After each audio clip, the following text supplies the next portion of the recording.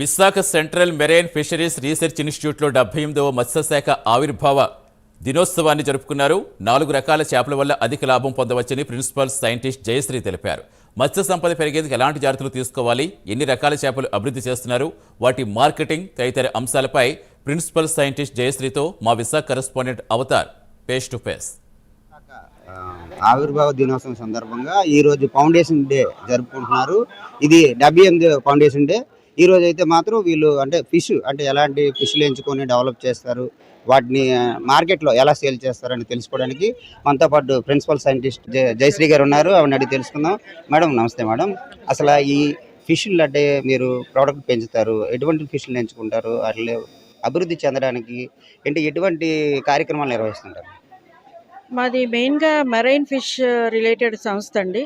ICR CMFRI, central marine fisheries research institute. సముద్ర చేపల్ని మాత్రమే మేము దాని మీద రీసెర్చ్ చేస్తూ ఉంటాము. దాన్ని పట్టడం ఎంత, దాన్ని మొత్తం ఎన్ని టన్నులు వస్తాయి, దాని క్యాచ్ ఎంత, ఇవన్నీ ఇవాల్యుయేషన్ చేసి ఇండియా మొత్తం మీద మేము రిప్రజెంట్ చేసి చెప్తూ ఉంటాం. ఇండియా నుంచి మెరైన్ ఫిష్ ప్రొడక్షన్ ఎంత అన్నది. అది కాక ఇంకొక విధంగా కల్చర్ కూడా చేస్తూ ఉంటాం. ఇప్పుడు ష్రింప్ కల్చర్ బాగా డిమాండ్ ఉంది మన కంట్రీలో అండ్ ఆంధ్రాలో ఇంకా ఎక్కువ ఉంది. ఎక్కువ ప్రొడక్షన్ ష్రింప్ మీదే జరుగుతోంది. ష్రింప్కి ఆల్టర్నేట్గా మెరైన్ ఫిష్ కూడా ఈక్వల్గా అది కూడా ఇంపార్టెంట్, అది కూడా ముఖ్యమైనది, హైలీ న్యూట్రిషియస్ అని చెప్పి మేము కొన్ని పొటెన్షియల్స్ మెరైన్ ఫిషెస్ సెలెక్ట్ చేయడం జరిగింది.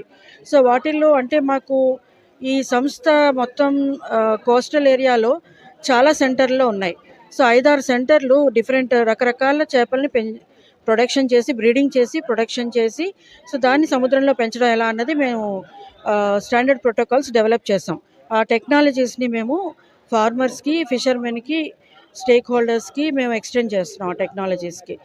ఇప్పటివరకు విశాఖపట్నం రీజనల్ సెంటర్ 4 ఫిష్ల మీద కాన్సన్ట్రేట్ చేసింది.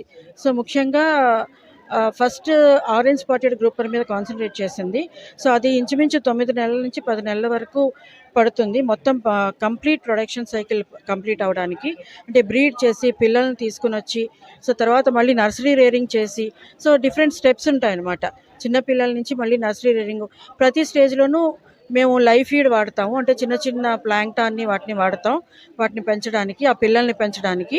ఆ తర్వాత ఆర్టిఫిషియల్ ఫీడ్ పెల్లెట్ ఫీడ్ వాడతాం. వాటి మౌత్ సైజ్ బట్టి పెల్లెట్ ఫీడ్ తీసుకోవడం జరుగుతుంది. అవి తీసుకుని దాని తర్వాత మేము నర్సరీ రేరింగ్ చేసి, నర్సరీ పిల్లల నుంచి కొద్దిగా సబ్ అడల్ట్ స్టేజ్కి తీసుకురావడం. దాన్ని చేసి దాని తర్వాత కేజెస్లోకి పెడతాం. కేజెస్లో మళ్ళీ దానికన్నా market size grow out cage అంటాం. గ్రో అవుట్ స్టేజ్కి రావాలి చిన్నపిల్లల నుంచి ఎలా కల్చర్ చేయాలి, ఏ ఫీడ్ వేయాలి, ఎంతవరకు వేయాలి, రోజుకి ఎన్ని వేయాలి మేత, ఇవన్నీ కూడా మేము ఒక రీసెర్చ్ కింద చేసి దాన్ని స్టడీ చేసి ఈ స్టాకింగ్ డెన్సిటీలో ఇంతవరకు పెరుగుతుంది.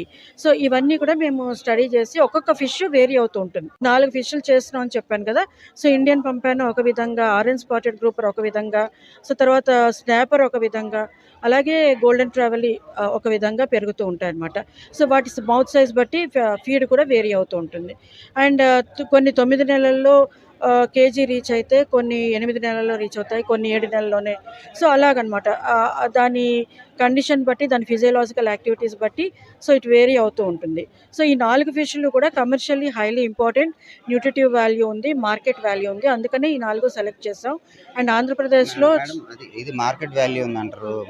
ఇది ఫిష్ డెవలప్ అయిన తర్వాత ఎక్కడ దీన్ని సేల్ చేయడం జరుగుతుంది మేడం? దీన్ని లోకల్ మార్కెట్స్లోనూ సేల్ చేయొచ్చండి. డిఫరెంట్ స్టేట్స్లో కూడా. ఇప్పటి వరకు ఎక్స్పోర్ట్ చేసే వరకు ఇంకా రాలేదు. ఎందుకంటే ఇనీషియల్గా ఒక 10-15 ఏళ్ళ నుంచి మేము ఇదంతా మొదలు పెట్టాము. లోకల్ మార్కెట్స్లోనూ విత్ ఇన్ ఇండియా కూడా Goa market, Mumbai market, then తర్వాత Karnataka and some other coastal ప్లేసెస్కి ఎక్స్పోర్ట్ చేయడం జరుగుతుంది. ఇక్కడి నుంచి what ever fish.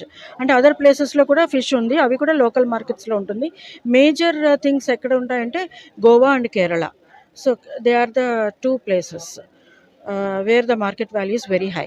Principal scientist madam చెప్తున్న పరిస్థితి, మేము డెవలప్ చేసే ఫిష్ని అయితే మాత్రం లోకల్ మార్కెట్లో అమ్ముతాం, కానీ ఎక్కువగా డిమాండ్ గోవా, కేరళలో ఎక్కువ డిమాండ్ ఉంది. అక్కడికి కూడా తీసుకొని వెళ్ళి సేల్ చేస్తున్నామని కూడా చెప్తున్న పరిస్థితి కనబడుతుంది. కెమెరామెన్ మహేష్తో అవతార్ యాదవ్, ప్రైమ్ న్యూస్, విశాఖపట్నం.